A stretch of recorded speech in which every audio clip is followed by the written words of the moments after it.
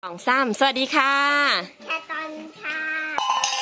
วันนี้อุ่นมาทำอะไรคะ วันนี้มาทำรีวิวค่ะน้ำเปล่ามาทำมะนาวมากินค่ะโอเค ดูไป เราจะมีอุปกรณ์ก็คือมีมะนาวใช่ไหมคะอู้หูมะนาวเป็นยังไงบ้างคะเอาจ้ะขั้นตอนเป็นยังไงบ้างคะ ตอนนี้มีมะนาวสีน้ำเปล่ากินไม่ได้คนยัง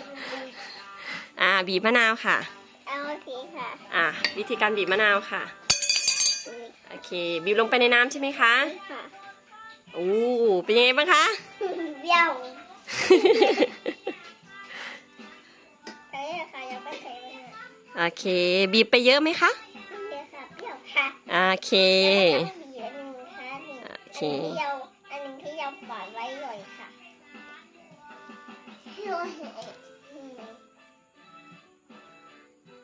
บีบลงไปค่ะกินไม่ได้กินแล้วค่ะ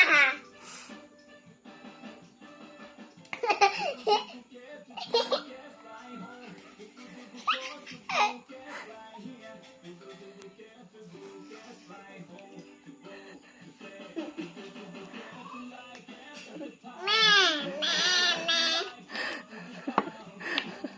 ยังไม่ได้เราก็เอาช้อนมาคนจ้าแล้วเนี่ยเราจะทำได้ค่ะต่อไปเราก็คนใช่ไหมคะคนค่ะต่อไปเราก็ชิม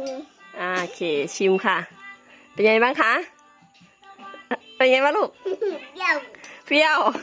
เขาเรียกว่าน้ำมะนาวใช่ไหมคะน้ำมะนาวไม่เปรี้ยวค่ะแต่ว่าตัวนี้เปรี้ยวก่อนนะคะเอาตักให้น้องชิมเลยค่ะตักให้น้องโตโน่ชิมเลยค่ะเปรี้ยวจังเลยค่ะโอเคตักให้น้องโตโน่ชิมเลยค่ะกินแล้วไอ้วะคะเดี๋ยวก็กินนะคนยังไม่เปรี้ยวเหรอคะยังเลยค่ะก็ยังเฉยแต่ได้ยังค่ะแล้วคนเร็วตอนนี้ตักให้น้องชิมเลยค่ะตอนนี้ก็คนก่อนนะคะเดี๋ยวเขาจะตักเป็นซิมให้ตัวน้องก่อนนะคะนี่ค่ะโตโน่เป็นไงบ้างลูกจำแจววิคนได้แล้วเลย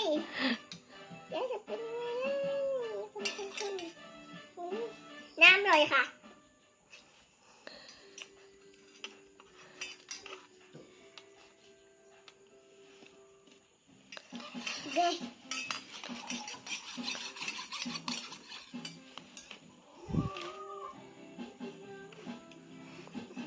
บ๊ายบายค่ะบ๊ายบายค่ะทำมือสวยๆบ๊ายบายค่ะบ๊ายบายค่ะ2 มือค่ะบ๊ายบายสวัสดีค่ะสวัสดีค่ะ